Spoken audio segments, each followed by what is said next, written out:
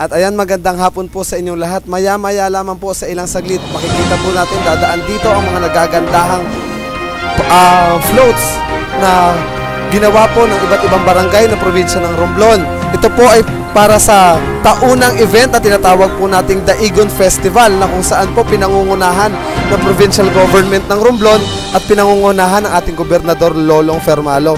At kung matatandaan po natin, noong nakaraang Nobyembre 8 ng kasalukuyang taon, nasalanta po tayo ng bagyo. Dahilan po upang maisip po ng probinsya at ng munisipyo ng Romblon at ng Ojongan na magkaroon ng sariling identidad upang i-celebrate ang Kapaskuhan at magpasalamat sa nangyaring sakuna.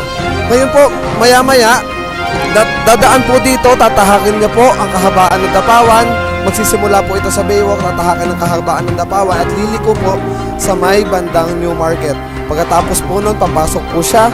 Dito po, ayon po dito sa ating mapa, papasok siya dito sa National Road, sa may bandang tabing dagat, liliko po at dadaan po sa harap ng Ojongat Commercial Center at magtatapos po mamaya dyan sa ating public plaza. At mamaya po, inaasahan po natin ang pagdating ng iba't ibang mga prominenteng tao katulad ng ating butihing Congressman Eduardo Jesus Madrona. Dadaan po siya upang magbigay ng kanyang pananalita o mensahe para sa ating mga manonood mamaya. So aasahan po natin mamaya-maya lamang po, siguro mga ganap na alas 8, umiikot na po sa buong bayan ang mga nagagandahang mga floats na hinihanda ng iba't ibang barangay. So antabayan na lang po natin to.